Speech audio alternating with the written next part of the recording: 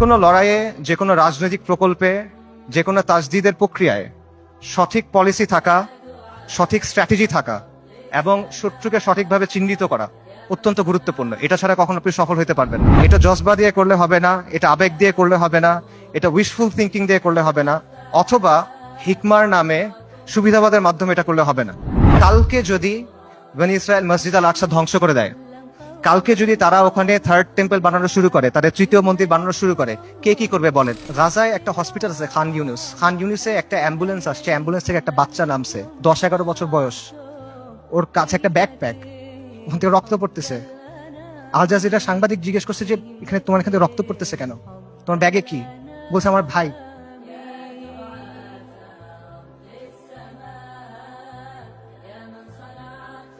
বাচ্চারা, ডাক্তাররা ব্যাগ খুলে দেখছে যে একটা 5 বছর বয়সী বাচ্চার ডেড বডি, পুরা বডি নাই, ছিন্ন বিচ্ছিন্ন বডি। যারা আমাদেরকে হত্যা করতেছে, যারা আমাদের উপর আগ্রাসন চালাচ্ছে, তাদের নিয়ে আমাদের মধ্যে মুগ্ধতা কাজ করে। যারা পরাজিত জাতি, তারা সবসময় বিজয়ী জাতির অনুকরণ করে। ওয়ামা লাকুম লা তুকাতিলুনা ফি সাবিলিল্লাহ, তোমার কি হয়েছে, তোমাদের কি হলো, তোমরা কেন আল্লাহর রাস্তায় কিতাল করতেছো না? আল্লাহ সুবহানাহু ওয়া তাআলা বলেন ওয়াকাতিলুহুম হাত্তা লা তাকুনা ফিতনা, ওর সাথে কিতাল করো যতক্ষণ পর্যন্ত ফিতনা দূরীভূত না হয়। এটা স্পষ্ট। আল-কুদস উমর রাদিয়াল্লাহু আনহুর সময় কিভাবে ফাতা হয়েছে, আল-কুদস সালাহউদ্দিন আইয়ুবীর সময় কিভাবে ফাতা হয়েছে, এগুলোতে মানে জটিলতার কিছু নাই, এটা স্পষ্ট উত্তর। কিন্তু এই উত্তরটা আমরা নিতে পারতেছি না। ইসরায়েলকে সবচেয়ে বেশি সামরিক সমর্থন কে দেয়? আমেরিকা। আসমান থেকে ফেরেশতা নেমে এসে আপনার জন্য জিহাদের দরজা খুলে দিবে না। আল্লাহ, আপনি আমাদের কাছ থেকে নেন, যতক্ষণ পর্যন্ত আপনি খুশি না হন আপনি আমাদের কাছ থেকে নেন, আমরা প্রস্তুত আছি। এই কথাটা যখন আমরা বলতে পারবো এবং এই কথার উপর যখন আমরা আমল করতে পারবো, যখন আমরা বলবো ইয়া আল্লাহ আপনি নেন, ততক্ষণ পর্যন্ত নেন যতক্ষণ আপনি সন্তুষ্ট না হন, তারপর আপনি আমাদেরকে আল আকসা দেন, তখন আল-কুদস আপনি মুক্ত করতে পারবেন, আগ পর্যন্ত পাবেন না। বিসমিল্লাহির রহমানির রহিম। ইন্নাল হামদুলিল্লাহ ওয়াসসালাতু ওয়াসসালামু আলা রাসূলিল্লাহ ওয়া আলা আলিহি ওয়া সাহবিহি ওয়া সাল্লামা তাসলিমান কাসীরা। আম্মা বাদ। রাব্বি ইশরাহ লি সাদরি ওয়া ইয়াসসির লি আমরি ওয়াহলুল উকদাতাম মিন লিসানি ইয়াফকাহু কওলি। ওয়া ক্বালা সুবহানাহু ওয়া তাআলা আউযু বিল্লাহি মিনাশ শাইতানির রাজীম। وما لكم لا تقاتلون في سبيل الله والمستضعفين من الرجال والنساء والبلدان الذين يقولون ربنا أخرجنا من هذه القرية الظالم أهلها واجعل لنا من لدنك وليا واجعل لنا من لدنك نصيرا الذين آمنوا يقاتلون في سبيل الله والذين كفروا يقاتلون في سبيل الطاغوت فقاتلوا أولياء الشيطان إن كيد الشيطان كان ضعيفا صدق الله العظيم. আমরুল মুমিনিন সাইয়েদনা উমর ইবনুল খাত্তাব রাদিয়াল্লাহু আনহুম আজমাইনের খিলাফতের সময়কার কথা। পারস্যের বিখ্যাত সেনাপতি গভর্নর হুরমুজান মুসলিমদের হাতে বন্দী। তাকে উমর ইবনুল খাত্তাবের সামনে আনা হইল। ওমর রাদিয়াল্লাহু তখন ব্যস্ত, বিভিন্ন জায়গায় তিনি মুসলিম সেনাবাহিনীকে পাঠাচ্ছেন। তিনি হুরমুজানকে প্রশ্ন করলেন যে আমরা মুশরিকদের ভূমিতে অভিযান পাঠাচ্ছি, এই ব্যাপারে তোমার কি মতামত?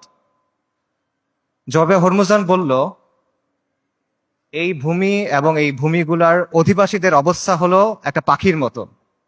পাখির 2টা ডানা, 2টা পা, একটা মাথা। একটা ডানা ভেঙে ফেলবেন আর একটা ডানা থাকবে। 2টা ডানা ভেঙে ফেলবেন, পায়ের উপর ভর দিয়ে থাকবে।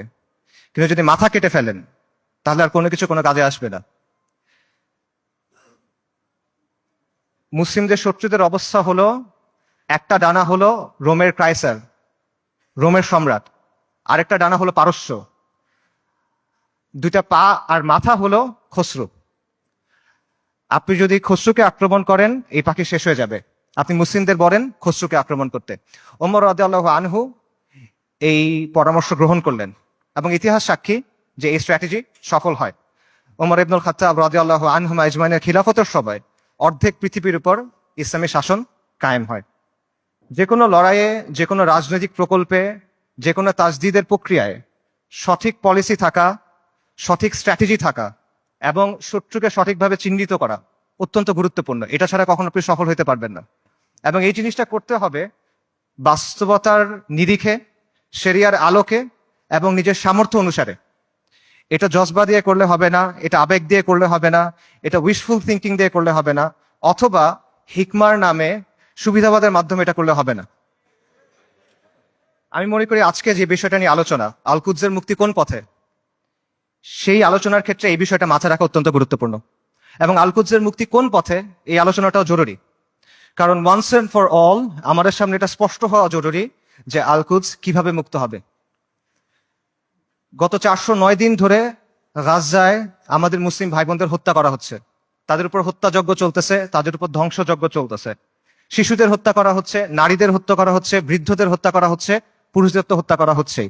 তারা মারা যাচ্ছেন বুলেটের আঘাতে, বোমার আঘাতে, ধ্বংসস্তূপের নিচে চাপা পড়ে, শ্বাসরুদ্ধ হয়ে, জ্যান্ত আগুনে পুড়ে, চিকিৎসার অভাবে, ওষুধের অভাবে, অনাহারে, না খেতে পেয়ে। বাসা বাড়ি থেকে শুরু করে হসপিটাল, ইউনিভার্সিটি, রিফিউজি ক্যাম্প, কোনো কিছু বাকি নাই। ইহুদিরা সব জায়গায় হামলা করতেছে।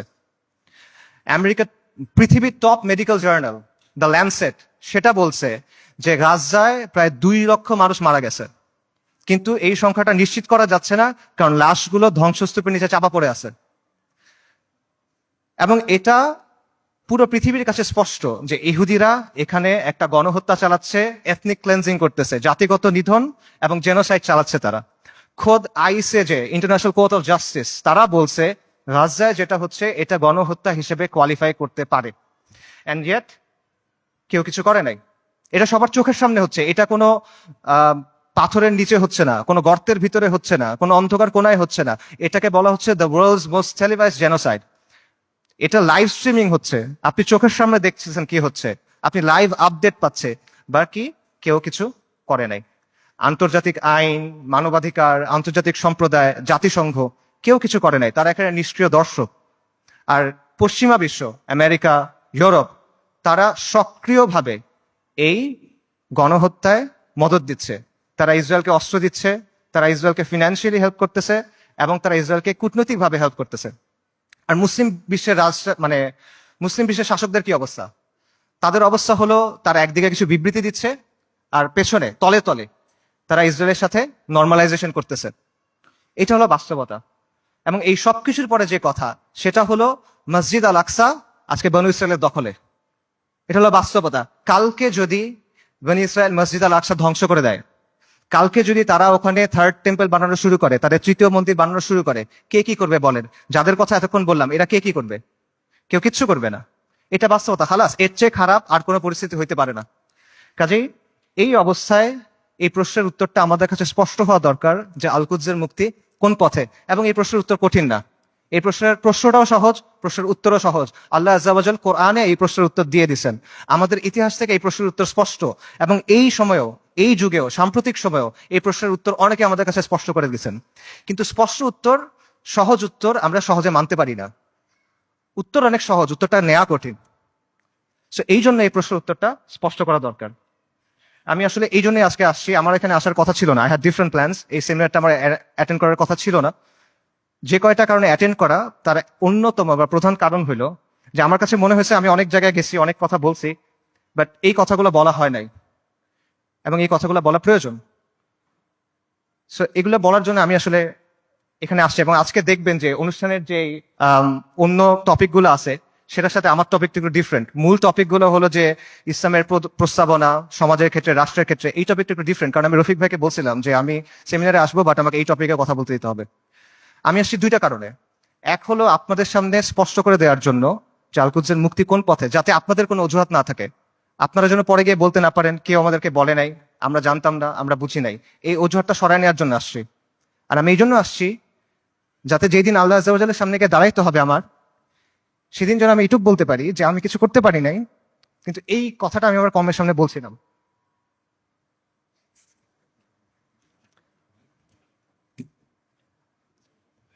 আল কুদসের মুক্তি কোন পথে, এই আলোচনাটা ঢুকার আগে কয়েকটা বিষয় একটু ক্লিয়ার করা দরকার। একটা বিষয় হলো যে শত্রুর নির্মমতা বা শত্রুর নিষ্ঠুরতা, এটা আসলে এখানে মূল সমস্যা না। কারণ এর চেয়েও নির্মম, এর চেয়েও নিষ্ঠুর ঘটনা আমাদের ইতিহাসে ঘটছে, এই উম্মার সাথেই ঘটছে। প্রথম ক্রুসেডের কথা চিন্তা করেন, যখন ক্রুসেডাররা জেরুজালেম দখল করে নিল 1099 সালের জুলাইয়ের 15 তারিখ, আজকে থেকে 925 বছর আগের কথা। খ্রিস্টান ইতিহাসবিদরা লিখছে যে তারা এমন ভাবে ম্যাসাকার করছে যে রাস্তায় কিছু কিছু জায়গায় পায়ের গোলারি পর্যন্ত মানুষের রক্ত ছিল, আর কিছু কিছু জায়গায় রক্ত ছিল হাঁটু পর্যন্ত, মুসলিমদের রক্ত। এবং তারা জেরুজালেম পর্যন্ত যাওয়ার সময় যতগুলো শহর পার হয়েছে প্রত্যেকটা শহরে ম্যাসাকার করছে, রেপ করছে, লুট করছে, আর্সন করছে, আগুন লাগাই দিছে। এবং এখানেই শেষ না, তারা ক্যানিবালিজম করছে। ক্যানিবালিজম বুঝেন? মানুষের মাংস খাওয়া। এটা ঐতিহাসিকভাবে প্রমাণিত। সিরিয়ার উত্তর পশ্চিমে একটা শহর আছে আল মারাতুন নুমান। এই শহরে 1098 সালে খ্রিস্টান হিস্টোরিয়ানদের লেখার মধ্যে আসে যে তারা মুসলিমদের লাশ সিদ্ধ করে খাইছে, বড়দের লাশ, প্রাপ্তবয়স্কদের লাশ, এবং শিশুদের লাশ স্পিড রোস্ট করছে। স্পিড রোস্ট মানে বোঝেন? একটা বড় লোহার শিক থাকে, সেই শিকের মধ্যে একটা জন্তুকে এফর ওফর করা হয়, মনে করেন একটা কবুতর বা একটা মুরগি। তারপর এটা আগুনের উপর ঝুলানো হয় শিকটা, তারপর এটা ঘুরানো হয়, তখন আগুনটা ঝলসায় মাংসটা রান্না হয়। আপনারা অনেক সময় দেখবেন যে গ্রিল চিকেন এভাবে রান্না করে। এইভাবে মুসলিমদের শিশুদের রান্না করে খাইছে। আমি বানায় বলতেছি না। ক্যানিবলস অ্যান্ড ক্রুসেডার্স একাডেমিক পেপার আছে, খুঁজে দেখেন, সেখানে প্রাইমারি সোর্স দেওয়া আছে, 12টা খ্রিস্টান সোর্স থেকে এটা প্রমাণিত। এই ঘটনা আমাদের সাথে ঘটছে। তাতারদের কথা চিন্তা করেন, বলা হয় যে মঙ্গলরা যখন বাগদাদ আক্রমণ করছিল 40 দিন পর্যন্ত মুসলিমদের হত্যা করছে। দজলা নদীর পানি লাল আর কালো হয়ে গেছে। লাল হলো মুসলিমদের রক্তে, কালো হলো সবকিছু পুরাই দিছে, ছাই গিয়ে নদীর পানিতে মিশছে, পানি কালো হয়ে গেছে। নবী সাল্লাল্লাহু আলাইহি ওয়াসাল্লামের সময়ের কথা চিন্তা করেন। খাব্বাব ইবনে আরাদ রাদিয়াল্লাহু তাআলা আনহু, তিনি রাসূলুল্লাহ সাল্লাল্লাহু আলাইহি ওয়াসাল্লামের সাথে এসে যখন কথা বলতেছেন, রাসূলুল্লাহ বলতেছেন যে তোমাদের আগে এমন উম্মাত ছিল যাদের হাড় থেকে মাংস লোহার চিরুনি দিয়ে আলাদা করা হয়েছে, তাদের মাথা থেকে দ্বিখণ্ডিত করা হয়েছে, এবং সাহাবীদের উপর তো অনেক অত্যাচার নির্যাতন হয়েছে, এটা আমরা জানি। কাজে অত্যাচার নির্যাতন এটা এখানে মূল ইস্যুটা না। আমার কথা ভুল বুঝবেন না, আমি বলতেছি না যে আমাদের গাজার ভাই বোনরা তারা যেই কুরবানি করতেছেন, যে কষ্ট করতেছে, আমি এটা ডাউন প্লে করতেছি না। I am saying this just to put this things into perspective. মানে বিষয়টা বোঝা যে এইটা আগে ঘটেনি এমন না, এরকম ঘটনা আগেও ঘটছে। সমস্যা এখানে না, সমস্যা অন্য জায়গায়। সমস্যাটা হলো যে ক্রুসেডারদের সময় যখন আগ্রাসন হয়েছে, তাতারদের সময় যখন আগ্রাসন হয়েছে, তখন মুসলিমরা ক্রুসেডারদের সামরিক শক্তিকে সমীহ করত। তারা তাতারদের যে হিংস্রতা, এটা নিয়ে কনসার্ন ছিল, কিন্তু ওদের নিয়ে ফ্যাসিনেশন ছিল না, তাদের নিয়ে মুগ্ধতা ছিল না। আপনি তাদের লেখা যদি পড়ে দেখেন, দেখবেন যে ক্রুসেডের সময় যেসব মুসলিম হিস্টোরিয়ানরা লিখছেন, তারা ক্রুসেডারদের নিয়ে মজা করতেছে যে তাদের কাজকর্ম এমন কেন, তাদের বিশ্বাস এমন কেন, তাদের কালচার এমন কেন। তাতারদের সময় একটা বিখ্যাত ঘটনা আছে, অনেক আলেমদের আলোচনায় শুনবেন, যে হুলাকু খানের মেয়ে, বলা হয় হুলাকু খানের মেয়ে, তাতারদের নেতার মেয়ে বাগদাদ শহরে বের হয়েছে। সে একজন আলেমকে দেখছে, তাকে গিয়ে প্রশ্ন করতেছে, এই তোমাদের কোরআনে না লেখা আছে আল্লাহ তোমাদের বিজয়ী করবেন, আল্লাহ তোমাদের কর্তৃত্ব দিবেন, তোমরা সম্মানিত হবা? আর এটা কোরআন তো ভুল, কারণ আমরা তোমাদের উপরে কর্তৃত্ব করতেছি, তোমরা আমাদের অধীনস্থ। তখন সেই আলেম বলছেন যে রাখাল যখন ভেড়া নিয়ে যায় তখন সাথে কিছু কুকুর নিয়ে যায়, গার্ড ডগস। কেন নেয়? কারণ ভেড়া যখন পাল থেকে বের হয়ে যায় তখন কুকুর ছেড়ে দিতে হয়, কুকুরের ধাওয়া খেয়ে ভেড়াগুলো আবার পালে ফেরত আসে। তোমরা তাতাররা হলো এই কুকুর। আল্লাহ তোমাদেরকে পাঠাইছেন কারণ আমরা দিন থেকে সরে গেছি। তোমাদের ধাওয়া খেয়ে আমরা দিনের দিকে যখন ফিরবো, তখন যিনি তোমাদের ছাড়ছেন তিনি তোমাদের আবার বেঁধে ফেলবেন। সুবহানাল্লাহ। আন্ডারস্ট্যান্ডিংটা খুব ক্লিয়ার। তাদের মধ্যে অনুশোচনা ছিল, দুঃখ ছিল, কিন্তু কোনো কনফিউশন ছিল না, শত্রুকে নিয়ে মুগ্ধতা ছিল না। তারা এটা ক্লিয়ার ছিল যে আমরা দিন থেকে সরছি, এই জন্য আজকে আমাদের এই অবস্থা, আমাদের দিনে ফেরত আসতে হবে। কিন্তু আমাদের আজকের কি অবস্থা? আমাদের অবস্থাটা কমপ্লিটলি ডিফারেন্ট। যারা আমাদেরকে হত্যা করতেছে, যারা আমাদের উপর আগ্রাসন চালাচ্ছে, তাদের নিয়ে আমাদের মধ্যে মুগ্ধতা কাজ করে, তাদের নিয়ে আমাদের মধ্যে ফ্যাসিনেশন কাজ করে। এবং আমরা মনে করি যে আমরা আরো বেশি করে কুফারের মতো হইতে হবে, আমাদের কুফারের অনুকরণ করতে হবে, তাহলে মনে হয় আমরা জিততে পারবো, তাহলে মনে হয় আমাদের দুরবস্থা যাবে। এবং আমরা মনে করি যে কুফারের যে তন্ত্রমন্ত্র আছে, কুফারের যে বাদ মতবাদ আছে, এগুলোর মাধ্যমে মনে হয় দিনের খেদমত হবে। আমরা এটা চিন্তা করতেছি। এগুলো কেন হচ্ছে? কারণ শত্রুর দিন নিয়ে আমাদের মধ্যে মুগ্ধতা আছে, আর আমাদের দিন নিয়ে আমাদের মধ্যে আছে হীনম্মন্যতা। ইবনু খালদুন একটা কথা বলছেন যে the vanquish always imitates the victor. যারা পরাজিত জাতি তারা সবসময় বিজয়ী জাতির অনুকরণ করে। এক্স্যাক্টলি সেম জিনিসটা এখানে হচ্ছে। ক্রুসেডের সময়, মঙ্গলদের আগ্রাসনের সময় আমরা সামরিক এবং রাজনৈতিকভাবে পরাজিত ছিলাম, কিন্তু আদর্শিকভাবে পরাজিত ছিলাম না। এখন আমরা সামরিক রাজনৈতিকভাবে পরাজিত, আমরা আদর্শিকভাবে পরাজিত, আমরা মনস্তাত্ত্বিকভাবে পরাজিত। এই কারণে সহজ যে উত্তর, সহজ যে সমাধান, এটা আমরা গ্রহণ করতে পারি না। আল-কুদসের মুক্তি কোন পথে হবে? আল-কুদসের মুক্তি হবে জিহাদের মাধ্যমে, কিতালের মাধ্যমে, তরবারির ধারালো অগ্রভাগ দিয়ে আল-কুদস মুক্ত হবে, আর কোনো কিছু দিয়ে হবে না। আল্লাহ আযজা ওয়া জাল কোরআনে বলছেন আল-কুদসের জন্য আপনার করণীয় কি?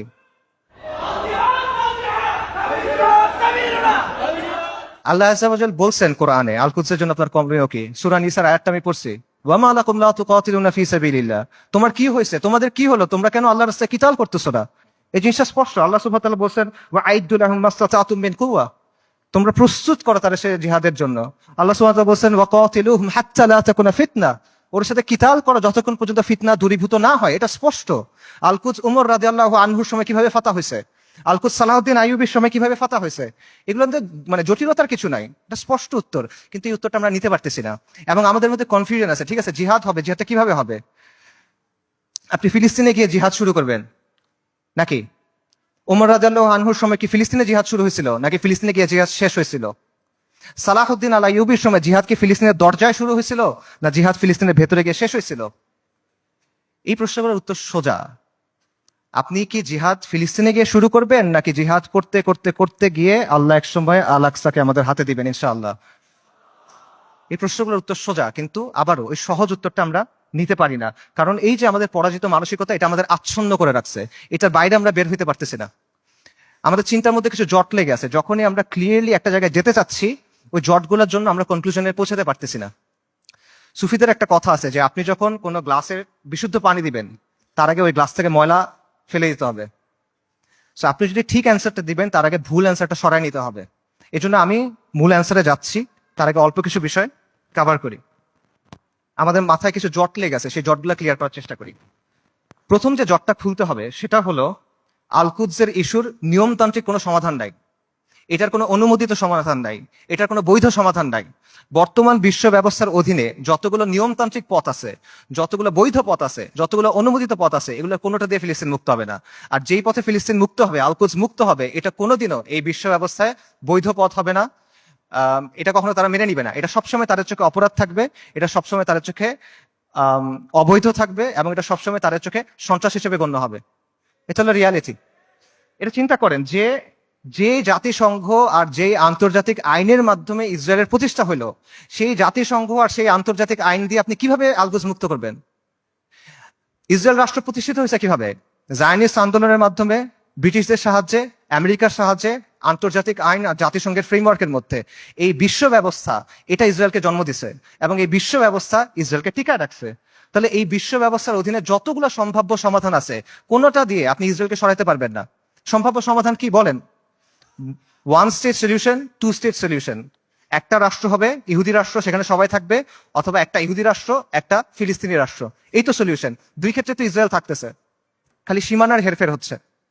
কাজে এইভাবে আপনি যদি পুরো আল কুদসকে মুক্ত করতে চান, আপনি বিশ্ব ব্যবস্থার অধীনে নিয়মতান্ত্রিক কোনো বৈধ পথ নাই, এটা স্পষ্টভাবে বুঝতে হবে। তথাকথিত আন্তর্জাতিক আইন, মানবাধিকার, এসব মেনে আপনি আল কুদসকে মুক্ত করতে পারবেন না। এগুলো হলো আপনার জন্য বাধ্যতামূলক, ওদের জন্য অপশনাল। ইসরায়েল কতগুলো মানবাধিকার ভঙ্গ করছে, ইসরায়েল কতগুলো আন্তর্জাতিক আইন ভঙ্গ করছে, আমেরিকা ইরাক আর সিরিয়াতে কি করছে, ফ্রান্স এখন আফ্রিকাতে কি করতেছে, ইভেন জাতিসংঘের যে শান্তিরক্ষা বাহিনী, এর আগে সুদান, হাইটি, লাইবেরিয়া, কঙ্গো, এসব জায়গায় গিয়ে সাধারণ মানুষকে রেপ করতেছে। এগুলো মানবাধিকার লঙ্ঘন না? আন্তর্জাতিক আইনের ভঙ্গ হয় না এখানে? কার কি হয়েছে? কিচ্ছু হয় নাই। এটা ওরা বানাবে, আপনি মানবেন? এটা ওরা মানার জন্য না। আপনি এগুলো বিশ্বাস করে বসে আছেন, লাভ নাই। এগুলো দিয়ে ওরা আপনার হাত দুই পেছনে বেঁধে রাখবে, তারপর ইসরায়েল এসে আপনাকে জবাহ করবে। এরা আমাদেরকে নারী অধিকারের কথা বলবে, শিশু অধিকারের কথা বলবে, মানবাধিকারের কথা বলবে, পর্দার সমালোচনা করবে, নিকাবের সমালোচনা করবে, শরিয়ার সমালোচনা করবে। তারপর আমাদের বইয়ের মধ্যে এলজিবিটি ঢুকাবে। কিন্তু যখন লিটারেলি হাজার হাজার নারী, শিশু, বৃদ্ধ মারা যাচ্ছে, জেনোসাইড হচ্ছে, এথনিক ক্লেন্সিং হচ্ছে, তখন এরা এসে কি বলবে? Israel has the right to defend itself, we must condemn Hamas. এই তো অবস্থা। এটা হলো আন্তর্জাতিক আইন এবং মানবাধিকারের অবস্থা। আমেরিকাতে একজন বিখ্যাত দায়ী ছিলেন, মালিকা শাহবাজ, ম্যালকম এক্স, এই নামে চিনবেন অনেকে। ওনার একটা কথা আছে, খুব বিখ্যাত কথা, এবং আমি মনে করি এই কথাটা আমরা সবার বোঝা উচিত। উনি বলছেন, we want freedom by any means necessary, we want justice by any means necessary, we will strike at injustice by any means necessary. অর্থাৎ মুক্তির জন্য, মর্যাদার জন্য, সম্মানের জন্য, অন্যায় বন্ধ করার জন্য যা যা করা প্রয়োজন তা সবই করতে হবে। সহজ। ম্যালকম এক্স আফ্রিকান আমেরিকান ছিলেন, পশ্চিমা বিশ্বের বাস্তবতা উনি খুব কাছ থেকে দেখছেন, এবং ওনার মধ্যে হীনমন্যতা ছিল না, জাতে ওঠার টেন্ডেন্সি ছিল না। ওনার এই চিন্তা ছিল না যে আমার কৈফিয়ত দিতে হবে, তাই উনি সহজ কথাটা সহজে বলে দিয়েছেন। তো এই কথাটা আপনারা বুঝতে হবে। যদি আপনি মুক্তি চান, যদি আপনি মাথা উঁচু করে বাঁচতে চান, তাহলে you have to get it by any means necessary.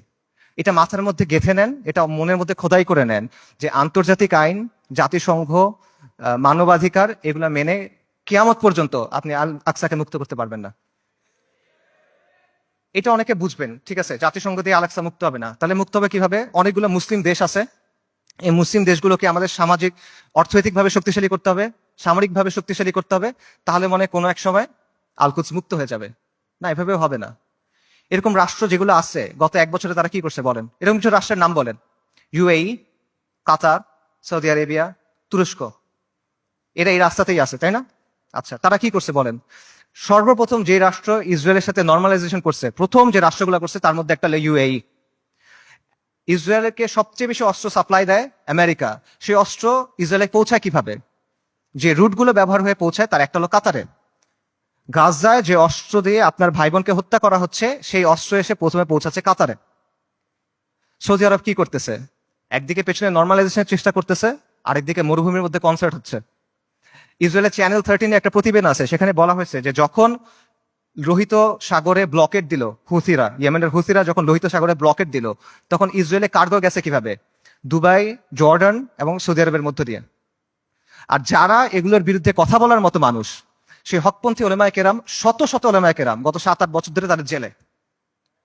আর তুরস্কের কথা আপনি বলবেন, মানে তুরস্কের অনেক রেটরিক আছে, অনেক কথা তুরস্কের বিরুদ্ধে বললে অনেকে মন খারাপ করেন। আমাকে বলেন যে তুরস্কের বাস্তবতা কি? তুরস্ক কি করছে আমাকে বলেন। তুরস্কের বাস্তবতা হলো তুরস্ক নেটো সদস্য। তুরস্কের বাস্তবতা হলো তুরস্কের মিলিটারি আইডিএফ এর সাথে জয়েন্ট মিলিটারি এক্সারসাইজ করে। সো আপনি যদি মনে করেন যে এইটার মাধ্যমে হবে, এটা আসলে অবাস্তব চিন্তা ভাবনা। এই রাষ্ট্রগুলো, এই শাসনগুলো আন্তর্জাতিক বিশ্ব ব্যবস্থার অংশ, এগুলোর সাথে আপোষ করে তারা টিকে থাকে।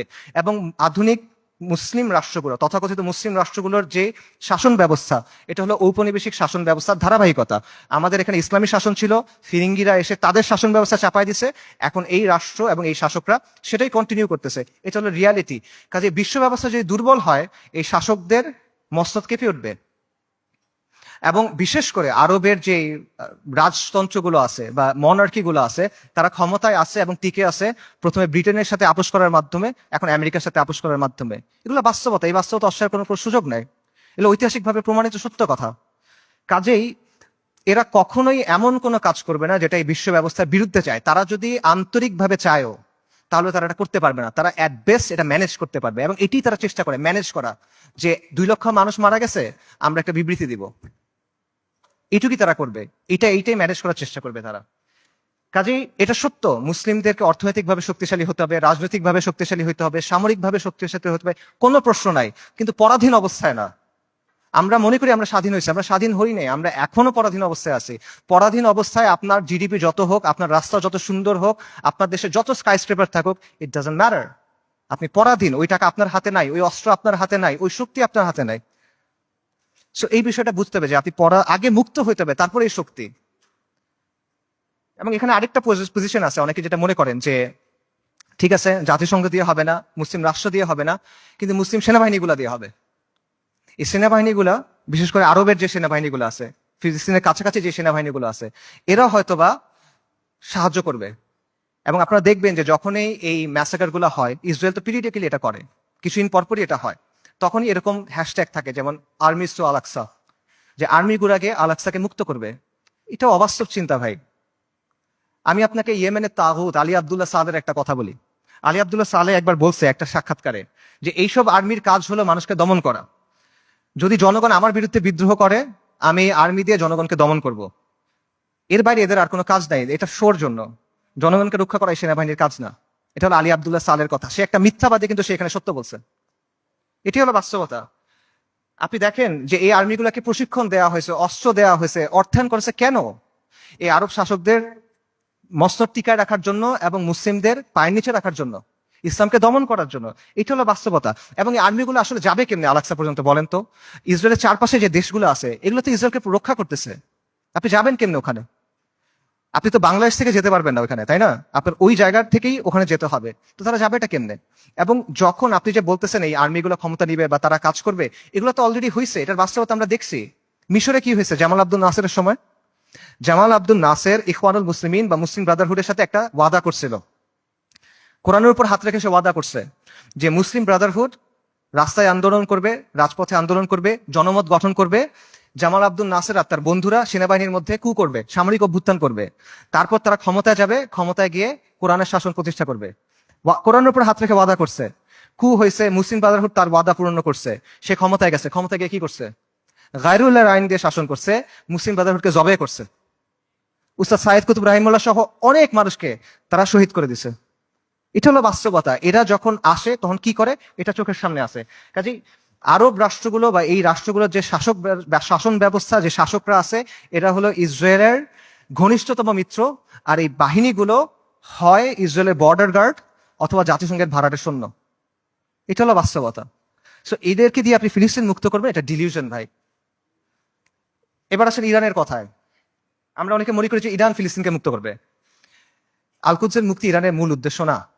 ইরানের মূল উদ্দেশ্য হলো মধ্যপ্রাচ্যে শিয়াদের যে ক্ষমতা, এটা বৃদ্ধি করা, শিয়া অ্যাক্সিস বলে যেটাকে। এবং এটা সে করবে অ্যাট ইয়োর কস্ট। একটা কথা আছে গেম থিওরিতে, জিরো সাম গেম, যে তার শক্তি যত বাড়বে আপনার শক্তি তত কমবে। এটা বাস্তবতা। ইরানের সাথে ইসরায়েলের স্বার্থের দ্বন্দ্ব আছে, ইরানের সাথে আমেরিকার স্বার্থের দ্বন্দ্ব আছে, কিন্তু তার মানে কিন্তু ইরানের সাথে আপনারও দ্বন্দ্ব আছে। যে ইরান আজকে ফিলিস্তিনের মুক্তি করার জন্য বুলি আওড়াচ্ছে, তারাই আজকে সিরিয়াতে আহলুস সুন্নাহ ওয়াল জামাকে হত্যা করতেছে, তারাই আজকে আহওয়াজে আহলুস সুন্নাহ ওয়াল জামাকে হত্যা করতেছে, তারা ইরাকে আহলুস সুন্নাহ ওয়াল জামাকে হত্যা করছে, এখন নির্যাতন করতেছে। এটা হলো বাস্তবতা। ইরানের স্বার্থ আর আহলুস সুন্নাহ ওয়াল জামার স্বার্থ কখনোই এক না। ইরান সক্রিয়ভাবে এই মুহূর্তে আহলুস সুন্নাহ ওয়াল জামার সাথে যুদ্ধে লিপ্ত। এই মুহূর্তে, আগে কখনো ছিল, পরে কখনো এগুলো বলছে না, অ্যাট দিস মোমেন্ট তারা আমাদের সাথে যুদ্ধে লিপ্ত, অ্যাট দিস মোমেন্ট তারা আমাদের হত্যা করতেছে। আমেরিকা যখন আফগানিস্তানে আক্রমণ করছে, আমেরিকা যখন ইরাকে আক্রমণ করছে, ইরান তাদেরকে সহায়তা করছে। এটা তাদের মুখের কথা, এটা আমি বানায় বলতেছি না, আপনারা গিয়ে চেক করেন। মোহাম্মদ খাতামি ইরানের প্রেসিডেন্ট ছিল 97 থেকে 2005 পর্যন্ত সম্ভবত। তার একটা বক্তব্য আছে যে তালিবানের বিরুদ্ধে আমরা আমেরিকাকে সাহায্য করছি, স্পষ্ট বক্তব্য আছে তাদের। এগুলো লুকোছাপার কিছু না। এবং সবচেয়ে বড় যে বিষয়টা, ইরানের ব্যাপারে সতর্ক হওয়ার সবচেয়ে বড় কারণ হলো যে তাদের সাথে আমাদের আকীদার দ্বন্দ্ব আছে, তাওহীদের ব্যাপারে দ্বন্দ্ব আছে। তারা আল্লাহর উলুহিয়াত, আল্লাহর রুবুবিয়াত, আল্লাহর সিফাতের ব্যাপারে শিরক করে। তারা আমাদের মা আয়েশা রাদিয়াল্লাহু তাআলা আনহার ব্যাপারে জঘন্য কথা বলে, যেটা কোনোদিন কিয়ামত পর্যন্ত মানা সম্ভব না আমাদের পক্ষে। তারা সাহাবায়ে কেরাম রাদিয়াল্লাহু তাআলা আনহুম আজমাইনকে তাকফির করে, এটা কোনোদিন পর্যন্ত মানা সম্ভব না। এগুলো কোনো ফুরুই বিষয় না ভাই। এই জিনিস মেনে আপনি কোনো কিছু করতে পারবেন না। আল্লাহ আল কুদসকে এই শিরকের সাথে এই করে আপনি মুক্ত করতে পারবেন না। ইরানকে আপনার দেখতে হবে ক্রুসেডের সময়ে উবাইদি সাম্রাজ্যের মতো করে। ক্রুসেডের সময়ে একটা সাম্রাজ্য ছিল, উবাইদি সাম্রাজ্য। এটাকে আপনারা অনেকে ফাতেমি খিলাফত নামে চিনেন। এরা আকীদাতে ছিল ইসমাইলি শিয়া, মানে ইমামি শিয়াদের চেয়েও খারাপ, বাতেনি এরা, ইসমাইলি শিয়া।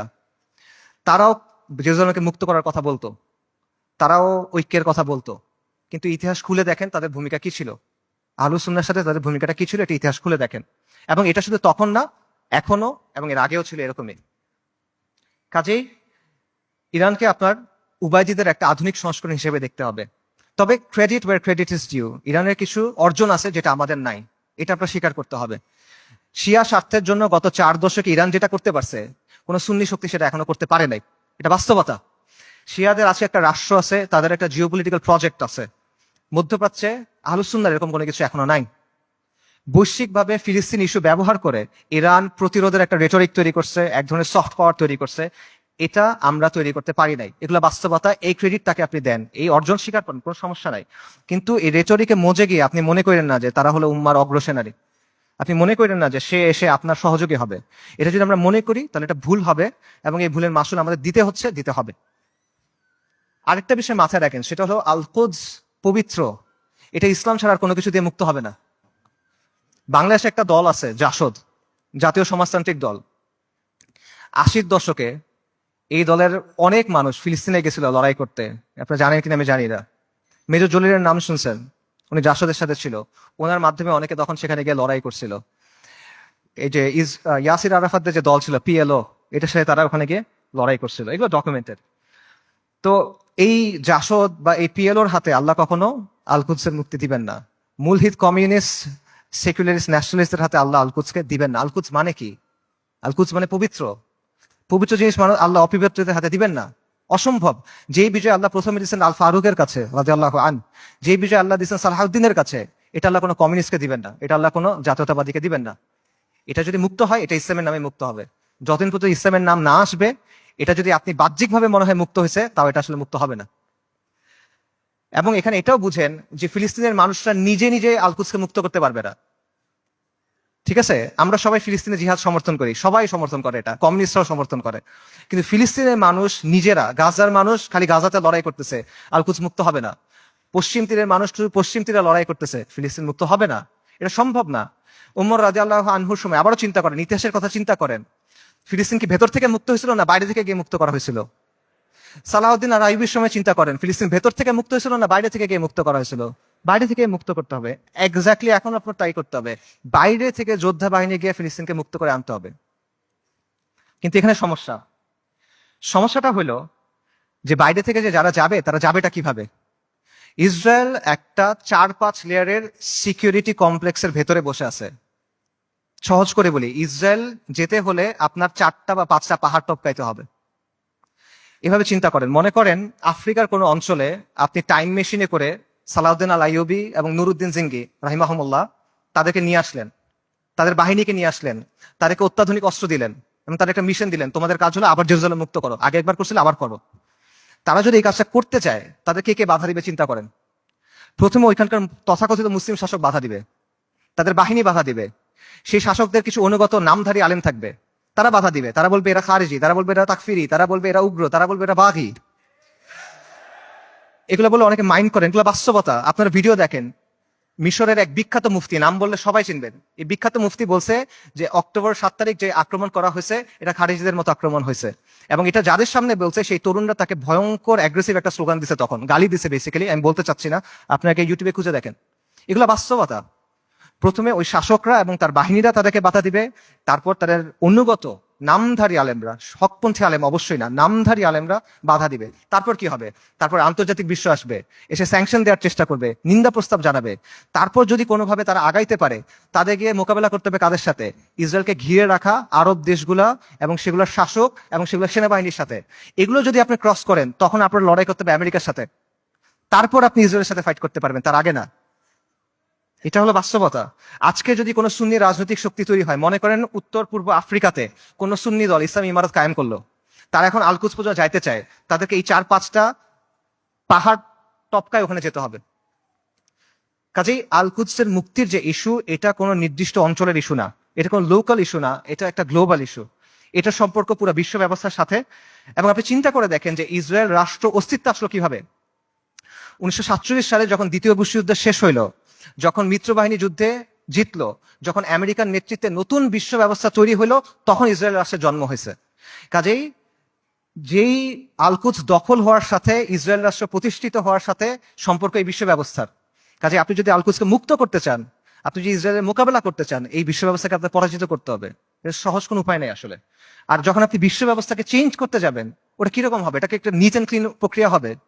সহজ প্রক্রিয়া হবে না, একটা রক্তাক্ত প্রক্রিয়া হবে, ব্রুটাল প্রক্রিয়া হবে। পরিবর্তন যত বেশি হয়, সেটা তত বেশি প্রক্রিয়াটা, পদ্ধতিটা তত বেশি রুক্ষ হয়, তত বেশি কঠিন হয়। এটা হলো বাস্তবতা। পৃথিবীর ইতিহাসে কোনো পলিটিক্যাল সিস্টেমের পরিবর্তন শান্তিপূর্ণভাবে হয় নাই। পলিটিক্যাল সিস্টেম, আপনি একটা ওয়ার্ল্ড সিস্টেমের কথা বলতেছেন, ওয়ার্ল্ড অর্ডারের কথা বলতেছেন, এটা শান্তিপূর্ণভাবে হবে না। কিন্তু আমরা এভাবেই চিন্তা করি। আমি চিন্তা করি আমার চাকরি ঠিক থাকবে, আমার ক্যারিয়ার ঠিক থাকবে, আমার স্ট্যান্ডার্ড অফ লিভিং ঠিক থাকবে, সবকিছু ঠিক থাকবে, জিডিপি ঠিক থাকবে, আমার দেশের ইনকাম পার ক্যাপিটা ঠিক থাকবে, মাঝখান দিয়ে আল-কুদস মুক্ত হয়ে যাবে। এভাবে হবে না। আমাদের সবাইকে কুরবানি করতে হবে। এটা সস্তা কিছু না ভাই। এটা আপনি সেকুলার ইতিহাস দেখেন, ওয়াহির আলোকে দেখেন, আকলের দিক দিয়ে দেখেন, বাস্তবতার আলোকে দেখেন, আপনি এভাবে মুক্ত করতে পারবেন না। এই পুরো বিশ্ব ব্যবস্থার পরিবর্তনের সাথে এটা জড়িত। আমি সামারি করি, আমি অনেকগুলো না না না না বললাম, সেই না গুলো সামারি করি। বর্তমান বিশ্ব ব্যবস্থার অনুমোদিত কোনো পথে আল-কুদস মুক্ত হবে না। জাতিসংঘ, আন্তর্জাতিক আইন, মানবাধিকার, এগুলো দিয়ে আল-কুদস মুক্ত হবে না। মুসলিম বিশ্বের শাসক এবং তাদের অধীনস্থ যে সেনাবাহিনী, এদেরকে দিয়ে আল-কুদস মুক্ত হবে না। ইরানের যে অক্ষ, এটার মাধ্যমে আল-কুদস মুক্ত হবে না।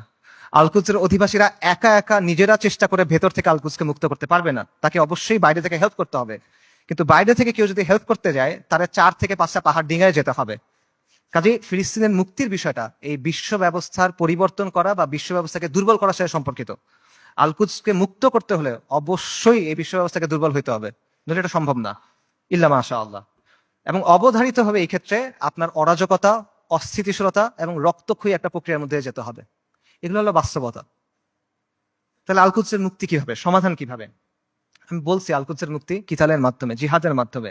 এটা আপনারাও জানতেন অনেকে, আজকে এখানে আসার আগে আপনারা অনেকে এটা মনে করতেন যে হ্যাঁ জিহাদের মাধ্যমে আল কুদস মুক্ত হবে। শুধু আপনারা না, যেই ছেলেটা মদ খায়, যে মেয়েটা বয়ফ্রেন্ড নিয়ে ঘুরে, সেও দেখেন মনে করে যে আল কুদস যুদ্ধের মাধ্যমে মুক্তি হবে। আমেরিকার যে কমিউনিস্টরা আছে, যে এলজিবিটি অ্যাক্টিভিস্টরা আছে, এদের মধ্যে অনেকে মনে করে আল কুদস যুদ্ধ ছাড়া মুক্ত হবে না। আপনারা দেখবেন যে ওদের অনেকে স্লোগান দেয়, from the river to the sea Palestine will be free. তারা এটা বলে, তারা মনে করে 7ই অক্টোবরের অ্যাটাককে তারা প্রশংসা করে, তারা মনে করে এটা হলো ডিকলোনাইজেশন হচ্ছে, ডিকলোনাইজেশন সবচেয়ে ভালো রূপ এটা।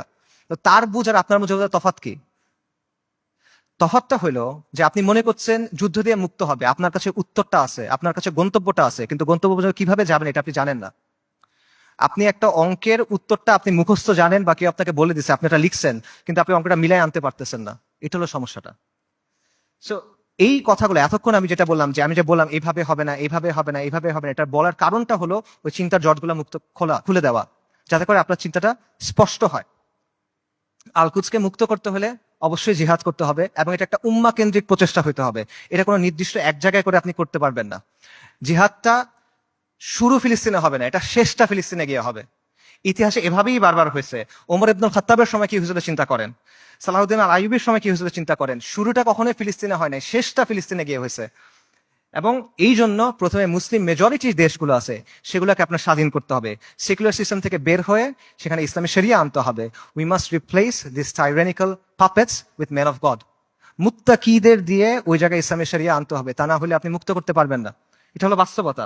এবং এই পরিবর্তনটা, এটা একটা বৈপ্লবিক পরিবর্তন। এটা ব্যালট বক্স দিয়ে আসবে না, এটা কোনোদিনও ব্যালট বক্সে দিয়ে আসবে না। অনেক চেষ্টা করা হয়েছে, আসবে না। সেটা আফগানিস্তানে যেভাবে আসবে, সব জায়গায় এভাবে আসবে, এটা জরুরি না। স্থান, কাল, পাত্র, প্রেক্ষাপট ভেদে পরিবর্তন আসতে পারে, কিন্তু পরিবর্তনটা বৈপ্লবিক হইতে হবে। এটা আপোষের কোনো পরিবর্তন হইলে হবে না। এবং মূল বিষয়টা সিম্পল, কিছু ভূখণ্ডের উপর আহলুস সুন্নাহ ওয়াল জামাত তামকিন লাগবে, শাসন কর্তৃত্ব লাগবে। তারপর সেই ভূখণ্ডগুলোকে ঘাঁটি হিসেবে ব্যবহার করে আপনাকে সামরিক শক্তি তৈরি করতে হবে। তারপর ধাপে ধাপে জিহাদের মাধ্যমে আল কুদসকে মুক্ত করতে পারবেন। এটা হলো অ্যান্সার। এবং এই তামকিন অর্জনের কাজটা সব মুসলিম ভূখণ্ডে আপনি একসাথে করতে পারবেন না, কারণ সব মুসলিম ভূখণ্ডের অবস্থা এক না। আপনি চিন্তা করেন, বাংলাদেশে ইসলামী ইমারত হওয়া আর সিরিয়াতে ইসলামী ইমারত হওয়া কখনো একরকম না। বাংলাদেশ আর ইসরায়েলের মধ্যে বা আল কুদসের মধ্যে 6টা দেশ আছে: Jordan, Iraq, Iran, Afghanistan, Pakistan এবং মোদির ভারত। আনরিয়েলিস্টিক, আপনি ওখান থেকে কোনো যেতে পারবেন না। কিন্তু সিরিয়ার সাথে ডিরেক্ট বর্ডার আছে। কাজেই এই বাস্তবতা বুঝতে হবে যে কোন জায়গায় ফোকাস করতে হবে, কোন ভাবে কাজ করতে হবে। তবে মূল সমাধান ওই জায়গাতেই, যেটা আমি আবারও বলতেছি, আল কুদসের নিকটবর্তী মুসলিম ভূখণ্ডে তামকিন অর্জন করতে হবে, শাসন কর্তৃত্ব অর্জন করতে হবে। তারপর সেগুলোকে কেন্দ্র হিসেবে ব্যবহার করে সামরিক শক্তি বৃদ্ধি করতে হবে। তারপর ধাপে ধাপে জিহাদের মাধ্যমে আল আকসার দরজায় গিয়ে পৌঁছাতে হবে।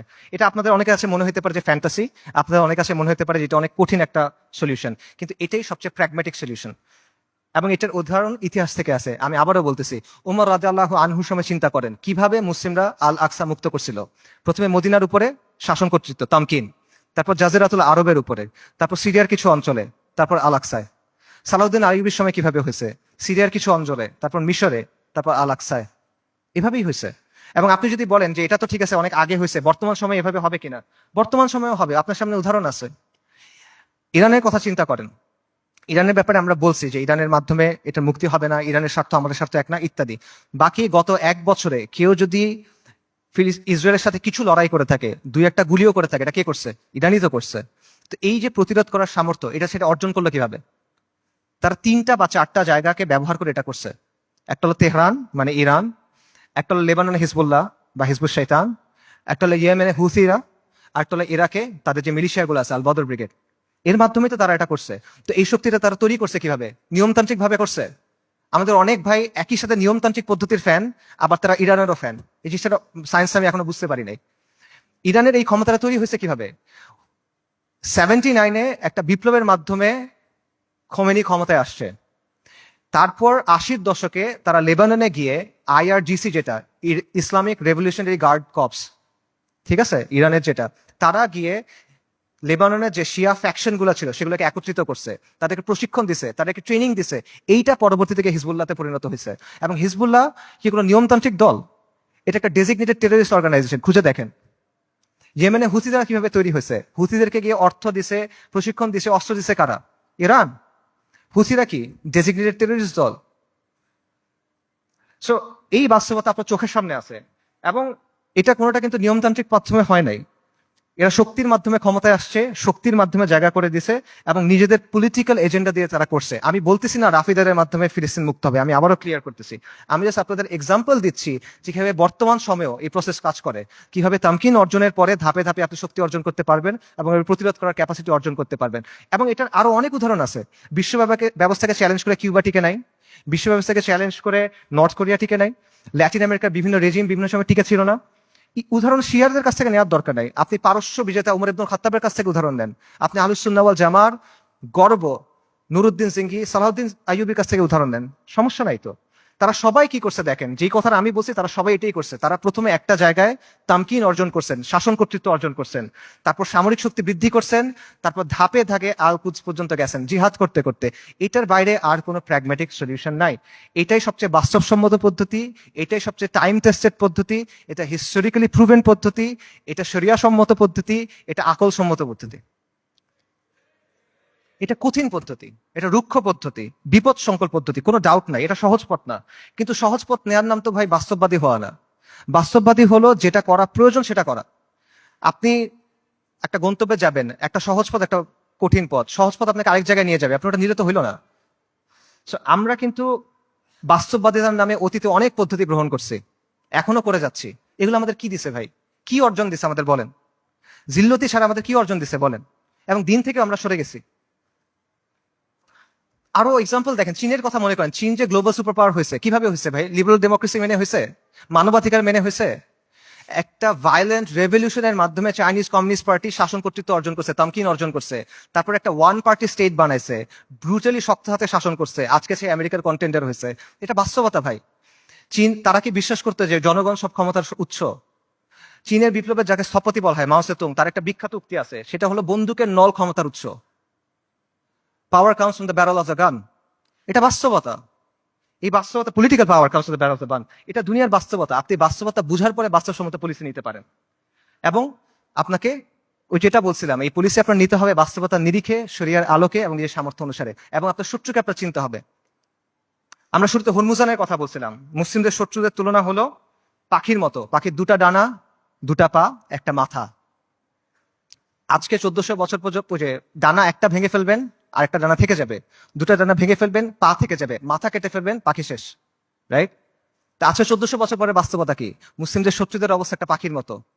এক ডানা নেটো, এক ডানা ইসরায়েল, দুই পা হলো এই আরব বিশ্বের শাসকেরা, মাথাকে আমেরিকা।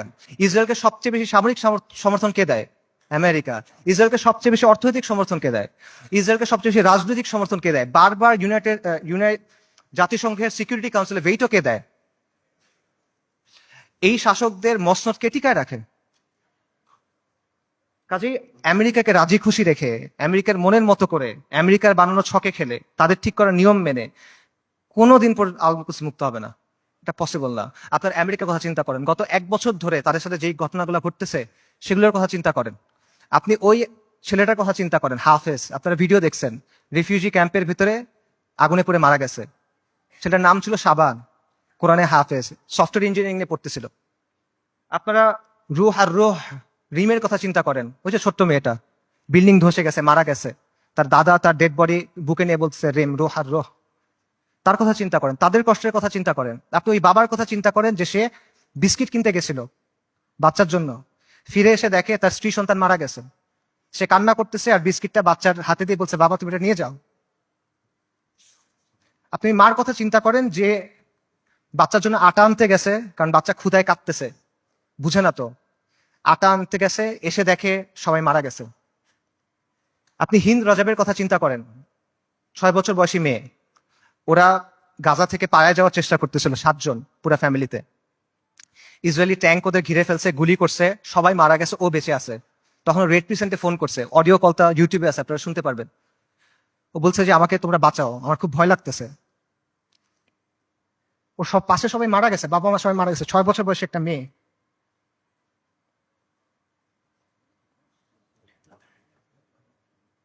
এবং শেষ পর্যন্ত 12 দিন পরে ওর ডেড বডি যখন পাওয়া গেছে, দেখা গেছে ওর পুরো ফ্যামিলির ডেড বডি, আর ওর আশেপাশে যে প্যারামেডিক গুলা ওকে বাঁচাতে আসছিল তারাও মারা গেছে, তাদেরকে মেরে ফেলছে ইসরায়েলিরা। ওই তিন বোনের কথা চিন্তা করেন, তিন বোন, তিনটা ছবি। প্রথম ছবিটা হলো যুদ্ধের আগে, তিন বোন সেলফি তুলছে হাসি খুশি। পরের ছবিটা হলো যুদ্ধের সময়, দুই বোন, পেছনে ধ্বংসস্তূপ, এক বোন মারা গেছে। পরের ছবি, এক বোন, তার হাতে একটা বড় পলিথিন, গার্বেজ ডিসপোজাল ব্যাগ আছে না, কালো রঙের বড় পলিথিন, ওরকম বড় পলিথিন। পলিথিনে কি? তার বোনের ডেড বডি, পুরা বডি নাই, ছিন্ন বিচ্ছিন্ন হয়ে গেছে ওই ডেড বডি। গাজায় একটা হসপিটাল আছে খান ইউনুস, খান ইউনুসে একটা অ্যাম্বুলেন্স আসছে, অ্যাম্বুলেন্স থেকে একটা বাচ্চা নামছে, 10-11 বছর বয়স, ওর কাছে একটা ব্যাকপ্যাক, ওখান থেকে রক্ত পড়তেছে। আল জাজিরা সাংবাদিক জিজ্ঞেস করছে যে এখানে তোমার এখানে রক্ত পড়তেছে কেন, তোমার ব্যাগে কি? বলছে আমার ভাই।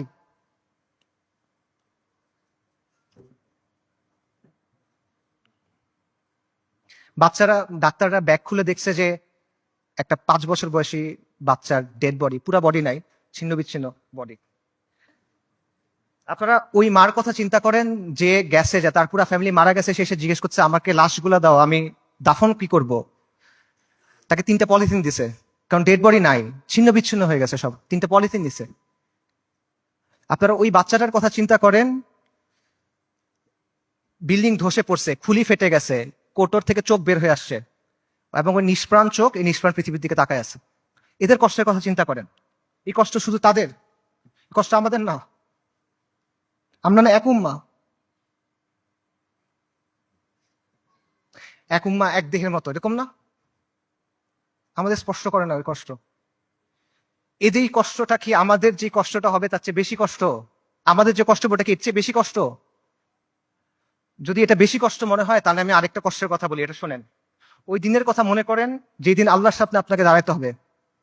ইদা দুক্কাতিল আরদু আরদান দাক্কান দাক্কা ওয়া জাআ রাব্বুক ওয়াল মালাকু সাফফান সাফফা ওয়া জিআ ইয়াওমাইযিন বিজাহান্নাম। পৃথিবী চূর্ণ বিচূর্ণ হয়ে যাবে, বালির মতো হয়ে যাবে। আপনার প্রতিপালক আসবেন এবং মালাইকারা আসবে সারিবদ্ধভাবে, এবং জাহান্নামকে আপনার সামনে আনা হবে। ওই দিন আল্লাহ আপনাকে প্রশ্ন করবেন, আমাদেরকে প্রশ্ন করবেন, কি জবাব দিবেন আল্লাহকে বলেন? ফায়াউমাইযিন লা ইউআযযিবু আযাবাহু আহাদ ওয়া লা ইউথিকু ওয়াসাকাহু আহাদ। আল্লাহ ওই দিন যেভাবে আযাব দিবেন ওভাবে আর কেউ দেয়া নাই। আল্লাহ ওই দিন যেভাবে বাঁধবেন ওভাবে আর কেউ বাঁধে নাই। কি বলবেন আল্লাহকে তখন? আল্লাহ আপনাকে যদি জিজ্ঞেস করেন তুমি কি করছিলে, আপনি কি জবাব দিবেন বলেন? এই কষ্ট বেশি না দুনিয়াতে আপনার যে কষ্ট হবে সেটা বেশি? লা ইলাহা ইল্লাল্লাহ। এত কিছুর পরও দেখেন আল কুদসের মানুষ ঈমান, ইস্তিকামাত এবং সবরের কি দৃষ্টান্ত স্থাপন করছে। একজন বৃদ্ধা বলতেছে আমাদের জান, মাল, সন্তান সবকিছু আল্লাহর জন্য কুরবান। মৃত্যু যদি আল কুদসের জন্য হয় তাহলে এটা সুন্দর মৃত্যু, ইনশাআল্লাহ কিয়ামত পর্যন্ত আমরা রিবাদ করে যাব।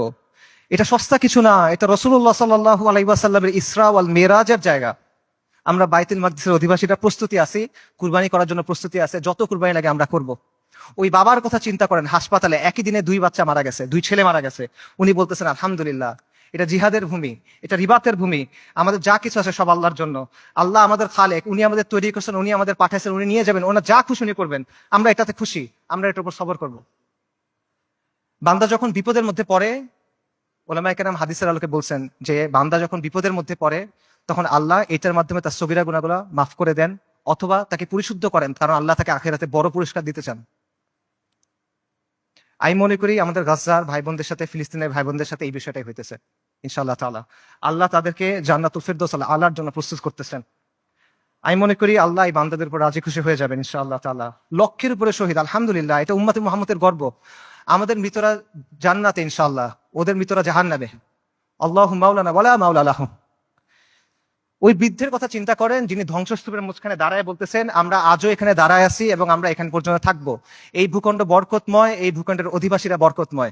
আমাদের চারপাশে চূড়ান্ত ধ্বংসযজ্ঞ হয়েছে, কিন্তু আমরা তাও এখান থেকে নড়বো না, আমরা আল্লাহর দিন থেকে নড়বো না। আমরা অটল পাহাড়ের মতো, আমরা উজ্জ্বল তারার মতো।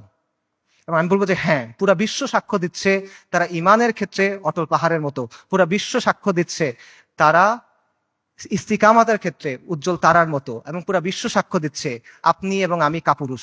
পুরা বিশ্ব সাক্ষ্য দিচ্ছে আপনি আর আমি অক্ষম। পুরা বিশ্ব সাক্ষ্য দিচ্ছে আপনি আর আমি নিষ্ক্রিয়। ইসরায়েলের এক সোলজারের ভিডিও আছে, সে বলতেছে, ইংলিশে বলতেছে, আমেরিকান জিও, সে বলতেছে আমরা গাজাকে পরিষ্কার করতেছি, আমরা গাজাকে প্রস্তুত করতেছি, কারণ আমাদের রাজা আসবে, আমাদের মাসিহ আসবে, আমরা তাকে মুকুট পরানোর জন্য প্রস্তুত হচ্ছি, আমরা তৃতীয় মন্দির বানানোর জন্য প্রস্তুত হচ্ছি। তাদের মাসিহকে আল মাসিহ আদ-দাজ্জাল। বনী ইসরাইল মসজিদ আল আকসার সামনে নাচতেছে, উল্লাস করতেছে, স্লোগান দিচ্ছে, তারা বলতেছে মুহাম্মদ মারা গেছে।